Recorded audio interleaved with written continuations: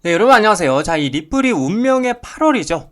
운명의 8월을 맞이해서 대폭등을 할 것이다, 혹은 대폭락을 할 것이다 등등 많은 의견들이 엇갈리고 있는데, 사실 세계 최고 자산운용사들과 기관들 그리고 대형 고래들은 이미 이 리플을 뒤에서 계속해서 뭐하고 있어요? 사 모으고 있다, 매집을 하고 있다라는 건데, 자, 그래서 이번 영상에서는 어느 회사들이 계속해서 이 리플을 매집하고 있고 재무 다각화를 하고 있는지에 대해서 말씀을 드려볼까 합니다. 관련돼서 대응 방법과 어떤 이슈들인지 함께 살펴보도록 하겠습니다. 자, 뉴스를 보게 되시면 운명의 8월 맞은 리플 대폭등과 대폭락의 갈림길에 서다라고 얘기를 하고 있어요. 자, 8월 15일 SEC 법적 업데이트죠. 그래서 현물 ETF 승인 기대감 그리고 초대형 호재가 대기 중에 있고, 고래들은 랠리 속 공격적 매도, 단기 차익 실현, 장밋빛 전망 속 숨은 경고음이 들리고 있다라는 식으로 얘기를 하고 있는데, 자, 내용을 보게 되면 SEC와의 지긋지긋한 법적 다툼의 끝을 향해 달려가고 있는 리플이 그 어느 때보다 중요한 운명의 8월을 맞았습니다 라고 얘기를 하고 있어요. 오늘 15일 예정된 법적 업데이트와 연내 ETF 승인이라는 초대형 호재에 대한 기대감이 최고조에 달하고 있지만,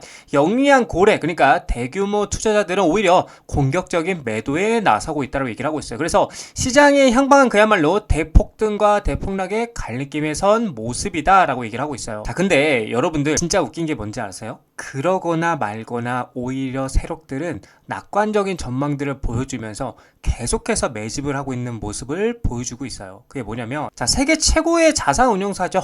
블랙록이, 그쵸? 뉴욕 증시 큰손 블랙록, XRP 암호화폐 상장 지수펀드, 비트코인, 이더리움 ETF 후속 편이다 라고 얘기를 하고 있어요. 자, 내용을 보게 되면 SEC 리플 ETF 승인이 급물살을 타고 있는 가운데 이제 슬슬 8월 15일 기점으로 보여지기 시작을 하겠죠. 그래서 뉴욕 증시 큰손인 블랙록 XRP 암호화폐 상장 지수펀드 설계에 나서 주목을 끌고 있고요. 뉴욕 증시에 따르면 세계 최대 자산운용사 블랙록이 올해 안에 XRP 현물 ETF 신청을 준비하고 있다라고 얘기를 하고 있어요. 자, 그래서 비트코인, 이더리움 ETF의 흥행에 힘을 입어서 그 열기를 리플에게까지 이어가기 위한 전략으로 보인다라고 얘기를 하고 있죠. 블랙록의 비트코인 ETF 아이시어즈 비트코인 트러스트는 총 880억 달러 규모로 성장을 했고요. 이더리움 현물 ETF 같은 경우도 106억 9천만 달러의 자산을 보유하고 있다라는 거예요. 그래서 블랙록의 암호화폐 ETF 부분 확장에 긍정적인 수익 구조를 보여주고 있다라는 겁니다. 그렇다 보니까 월가에서도 지금 월가까지 나오고 있죠. XRP ETF 수요가 늘고 나면서 블랙록의 다음 행보에 대해서 주목을 하고 있다라는 겁니다. 자, 거기에 이어서 골드만삭스 같은 경우도 조용히 리플에, 그쵸? 조용히 리플에 투자를 하고 있다는 사실이 포착이 되었는데, 암호화폐 연구원 스모크 골드만삭스가 리플 공동 투자자 명단에 포함된 증거가 공개가 됐고, 전통 금융권의 리플 지지 확인이 되면서 XRP 시장 인식 채택에 긍정적 영향에 대해서 기대가 되고 있다라는 거예요. 자, 그렇다 보니까 XRP 발행사 리플이 IPO 가능성에 대해서 다시 한번 재점화가 되고 있는데, 법률 전문가이자 XRP 옹호자인 존 디튼이 리플의 기업 공개에 대한 논의를 다시 불러일으키고 있다. 그러니까 리플의 상장 관련인 거죠. 상장 관련해서 계속해서 내용을 보게 되면 존 디튼은 타이밍이 중요한 요소라며 리플의 상장 가능성을 제기했고요. 그는 스테이블코인 발행사 업체죠. 이 서클, 한창 뜨거웠던 이 서클이 증명한 미국 주식시장의 유동성을 언급하면서 리플이 1000억 달러 이상 시장 가치를 달성할 가능성에 대해서 조명을 했다라는 거죠. 존 디튼은 브래디 갈링하우스 CEO가 상장에 서두르지 않는다라고 말했지만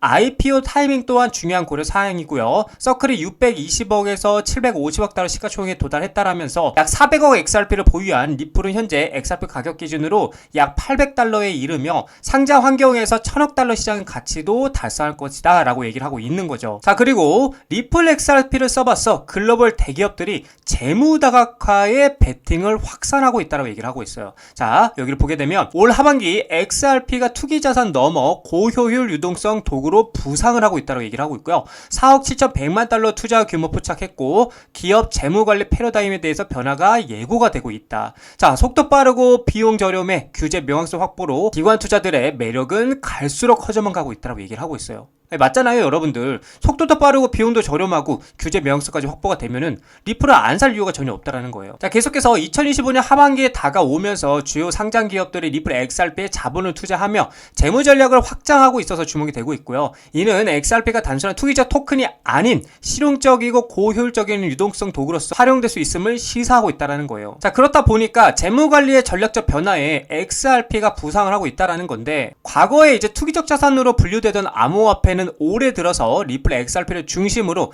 기업 재무에서 가치 저장 수단이자 결제 수단으로 부상을 하고 있다는 거고, XRP는 3에서 5초의 빠른 거래 속도와 1센트 미만의 소액 결제 구조를 특징으로 한다고 얘기를 하고 있고요. 이는 며칠이 걸리고 상당한 수수료가 발생하는 기존 자동이체나 전신송금 방식과 극명한 대조를 이룬다라고 얘기를 하고 있는 거죠. 자, 그래서 여러 기업들이 공식적으로 자사 대차 대조표의 XRP 할당을 발표를 했는데, 먼저 이제 비보파워 인터내셔널 같은 경우는 3월을 통해서 1억 2,100만 달러를 조달을 했고요. 이는 주로 사우디아라비아의 압둘 아지즈 빈 투르키 알사우드 왕자의 자금 지원을 받아서 XRP 보유 전략에 투자를 했다라는 거죠. 이 회사는 최초에 XRP 중심 기업으로 자리매김을 하는 것을 목표로 하고 있는 것으로 알려졌다라는 거예요. 또 중요한 거는 미국 의약품이죠. 유통업체인 웰지스틱스 헬스는 XRP 인수를 지원하기 위해서 LDA 캐피털로부터 5천만 달러 규모의 주식 신용 한도를 확보했다라는 거예요. 또한 6,000개 이상의 약국으로 구성된 자사 네트워크에서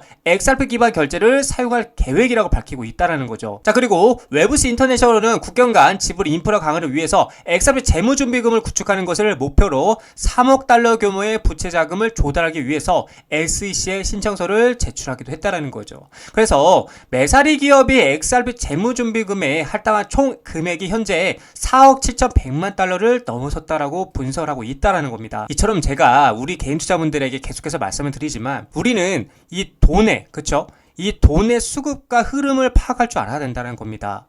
이 많은 기업들, 그쵸? 이 많은 기업들이 많은 돈으로 리플을 계속해서 매집을 하고 있다는 것, 그만큼 이 리플의 전망을 긍정적이게 보고 있다는 관점이겠죠. 자, 그래서 우리는 이 돈의 흐름을 이해하고요, 리플에 투자해 나가셔야 된다라고 말씀을 드리고 싶습니다. 자, 리플 차트를 보게 되시면 역시나 제가 말씀드렸던 것처럼, 자, 이렇게 4,000원 위에 반등하고 여기서 바로 올라가기 힘들 거라고 제가 분명히 말씀드렸습니다. 어떻게 된다 했어요? 올라가고 나서 다시 한번 이 4,000원짜리, 즉 요렇게 리테스트를 하고, 그쵸? 이 꼬리와 꼬리를 확인하고 역해설의 모습을 그리면서 여기에 계속해서 4,000원짜리 지지해 주게 되면 그때부터 다시 한번 반등이 나와줄 것이다 라고 말씀을 해드렸습니다. 그래서 자, 이제 여기서 눌렸을 때 한 번 더 지지를 해주게 된다라면 다시 한번 4,500원짜리까지 이 고점 확인하러 올라갈 수가 있고, 자, 여기서 이제 중요한데 4,500원을 돌파하고 안착하는 그림을 나오면은 힘있게 전고점을 돌파하는 여력이 생길 것이고, 다시 한번 꼬리가 달리고 여기서 눌리게 된다라면 다시 한번 4,000원짜리를 확인하러 떨어질 가능성이 있다라는 걸 여러분들 참고해 주시면 좋을 것 같고요.